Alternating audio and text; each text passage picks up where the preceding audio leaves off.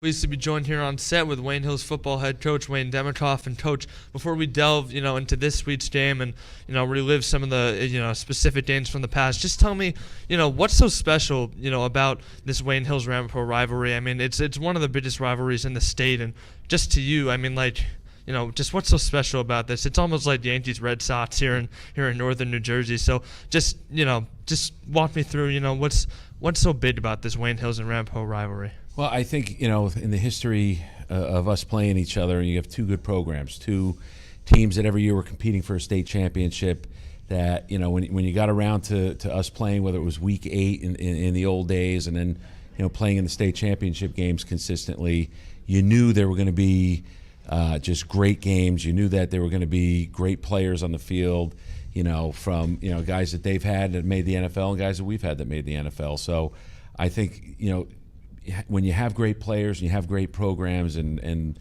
they collide, it makes for a great thing. Right, and just starting off with 2000, you guys were undefeated, 11-0. They were coming in 10-1. State championship game. You had the Olsen brothers.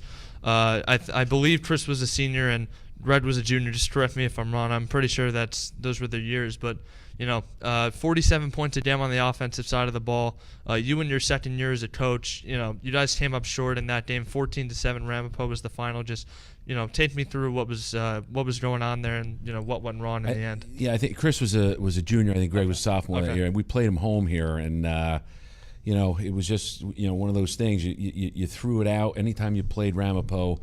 We beat them in the regular season, and then you come to the state championship game, and I remember talking about it with the other coaches, saying like, look, just because we beat them doesn't mean we're going to beat them again, because I mean they're just a good program, and we just fell short in those early years. That was what was happening for us. Yeah, and the next year to lose to them again in another state championship, it must have just been heartbreaking. So just take me through that one as well. That was over there, and I remember it was warm that day. We played them during the day. At Ramapo, and we felt pretty good. We had lost to them in the regular season, and then we were playing well in that game. We had the ball inside their 40 for much of the game and came up short, and obviously it was another disappointment. And if you make mistakes against a team like that, they make you pay for it. Right, and just like you said, another disappointment. But in 2002. You guys kind of wiped the slate clean, finally got that elusive first state title in front of your home fans. I believe it was broadcasted on the Yes Network as well. So, a really big game, and it must have just felt like the culmination of everything, all the hard work kind of paying off, and, just walk me through what the feeling was like of finally getting that state championship. Playing at home and winning. It was, the third year in a row that we were playing them in the state finals, and, to win it here. That was Greg Olsen's senior year, and for him to walk off the field with a big smile on his face with his dad Chris was just it was a special moment. And just one play I'd like to touch on specifically, the Torian Williams final touchdown run where you guys were up 18 points about 3 minutes to go in the game. At that point, was it hitting you that this was it, that you finally had done it? Yeah, that was the time when you kind of said, wow, I mean, we finally won it, right. And it was a happy time after that. Right, and now moving ahead to 2004, you guys only had 2 regular season losses. So again, a very good season. You guys lost to Ramapo in that one, and then Demers. But then the state semifinal, you guys avenged that regular season loss by beating Ramapo. Just take me through that game. Yeah, I remember the way the playoffs set up. We were playing teams that we had lost to in the regular season, and that was kind of the thing we talked, to the kids going into the playoffs about. Look, we get a chance to right the wrong from the regular season, and to beat Demarest and to beat Ramapo after losing to them was a big moment for us too. And you guys went on to win the state championship against Demarest, so just got your payback twice there in the playoffs. Yep. So moving ahead to the next year in 2005. You guys were playing Ramapo, regular season game, down 26-7 at halftime. If you can remember it, I know it was 14 years ago. What did Coach Olsen tell the guys in the locker room? I'm sure he wasn't happy. Yeah, I mean, yeah, that's it was an interesting halftime. I'll leave it at that. And we came out in the second half and played well, and we really didn't play our best in the first half, and then the second half we turned it around and that was a great win. That team had that Ramapo team had Chris Hogan on it, who's playing for the Carolina Panthers now with Greg, Right. ironically. But that being down like that and being able to come back just showed you, that team, our kids, our program, just the mental and physical toughness that we had. Right, and now we'll jump ahead 4 years. The infamous snow dam against Ramapo. Just the whole day was just crazy. The weather conditions, the dam itself. Just walk me through what went on that day. Well, I remember warming up in the gym here to go down to MetLife, and it was raining, and we figured out okay. And then when we started approaching MetLife Stadium, it started snowing.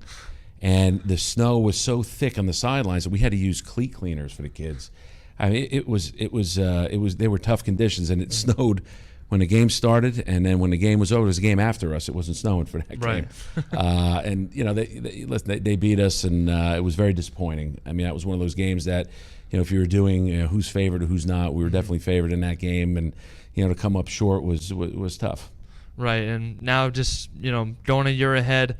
Brian Dowling, one of the best running backs in the history of this program, had a huge night in a regular season game, away game against Ramapo. Just, I believe he rushed for something like 340 yards and a trio of touchdowns. And just, watching him on the sidelines, it must have been incredible. I mean, he took the game over. I mean, he really did. And, in this rivalry, you have to have, we talk to our players about it even now. We have to have that kid who's going to, carry the team on his back and play great in big games. And, you need those other guys, too, to somebody to surprise you and have a big game, too. Right. On that day, Brian was our guy, and he played like it. I mean, it was an incredible performance by him. I mean, he basically took the game over and led us to a victory. Right, and then, another performance similar to that was Chris Jerome in the 2014 game.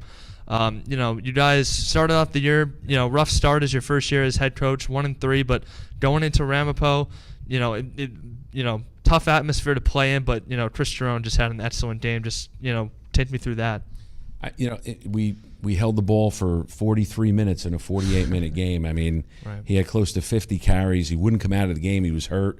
We're trying to pull him out. He wouldn't come out. I mean, what a great performance. I mean, I think we threw the ball 3 times in that game. We were huge underdogs. I mean, Ramapo was another great team, and playing over there, and it's not how we figured it was going to go to run the ball that many times, but those kids just played great. Justin Hogan, I remember in that game, had just an unbelievable game too, blocking, running, playing defense. So those kids really stepped up and carried us. Yeah, and then in 2017, going back to the 2005 comeback game, it was almost reminiscent of that. I believe you guys were down 21-0 and at one point, and you guys outscored Ramapo 22-3 in the second half. And just continuing the theme of dominant running performances, Mike Joyce, who is a senior running back now, and as a sophomore, he had 3 touchdowns as well on the ground, and just continuing the pattern of dominant performances when you guys need them most. So take me through that game and what happened. They jumped all over us, right? We were down 21-0, and then we had scored, and they had came down the field again, and we picked the ball off in the end zone right before halftime, and kind of gave us a little bit of a jolt. And then the second half, we came out. Michael Joyce, I mean, what a performance as a sophomore. It was incredible. Right. Jaron Hayek, who we converted to quarterback, just played great. And that was one of those games where you didn't really know that you were going to win until, the last play and it went to 0, because they were so dangerous that they could score on you from anywhere at any time. Right, and then just touching again on Joyce, with him going down at the start of this season, and then coming into week 2, maybe not knowing who your number 1 back would be, what was the mindset? What was going through your head knowing that, you kind of had to figure it out differently now? It's a different approach having, maybe 2 guys battling it out for the top running back spot. Yeah, Michael's a special player. I mean, he's just, from his sophomore to junior year, I mean, he's a game breaker. When you look at him last year in the state finals against Old Tapan, the way he ran the ball was unbelievable. So, yeah, I mean, you got to pick it up and go from there, and you got to, do what you can to try to fill that void when you lose somebody. Right, and, just speaking on that as well, we'll move into this week now. And, you guys on offense this year, it's been up and down. I'll give you some numbers. You guys were outscored by your opponents 36-21 in the first 3 weeks, went 1-2. Since then, you're on a 3-game winning streak, and you're outscoring your opponents, I believe, 98-20 or, some ridiculous number like that. But, it's it's just been a turnaround in offensive production. And, with a new quarterback and Mike Tasasanta coming in, starting his first year on varsity, and you have Noah Abita and Chris in the backfield who, are starting again for the first time on varsity. What's it been like? What do you think makes this offensive unit, be able to go out there and have 42-0 games and 37-0 games, kind of like they did against West Milford and Fairlawn? Well, we graduated a lot of players last year, a lot of seniors. I think we had 10 kids going from last year's class to go play college football. And when you do that, you don't bring back a lot of starters. So I think we had 2 coming back on offense and 2 on defense or something. So we had a lot of inexperienced guys. And the only way to get experience is to play. And the more games that you play, the more cohesive you get. And that's what we've been looking for with this crew. And the more games, the more experience they get, the more consistent they'll be. And we hope that we continue that into this game tonight. Right, and speaking of consistency, your defense has kind of been the definition of it all season, of allowing, I believe, 9 points a game. Again, a lot of first-year starters on the defensive end as well. So it must, guys coming in, in the summer, knowing that they're going to have to step up and play big, especially, the captains on the defensive end. What do you think makes this defensive unit, so cohesive and so tough to score on? No, they're working hard. That's all you can ask them for. They play. They're playing fast. They're being aggressive. The measure of any defense is how well you tackle. And so far we've tackled better. I think we can get better, and we're working on that. Right. And just speed down Ramapo tonight. Your toughest test so far this season. Who are a couple guys that you've had your eye on this week, kind of looking at film and just a couple key guys on Ramapo that you think might give you guys a tough time tonight? Their quarterback is phenomenal. He really is. Just as a dual threat kid, he can run it, he can throw it. Their tailback is dynamic. It's a typical Ramapo team. There really isn't a weakness. They're good up front. They got great skill kids. They play tough, hard-nosed defense. So, when you look at them, they're kind of a mirror image of themselves every year. They're very productive on offense. They're stingy on defense, and it's always a game. It's always tough. Right, and Coach, just one last question. So, over the past 20 years or so of this rivalry, it's either been maybe, it's just about even between the teams, or Wayne Hills has been favored, barring a few matchups here and there. But, tonight you guys are coming in for the first time in a while as, you would call it, you guys are the underdog tonight. So, different mindset obviously coming into this one maybe. And what are you telling the guys throughout practice this weekend in the locker room tonight? Well, listen, we always feel like we're not underdogs. We prepare like, we expect to win all the time. That's how we are. And no matter who we're playing, we say to the kids, this is Wayne Hills, and you're expected to go out there, play hard, and win. This week, the kids have worked hard. They've prepared.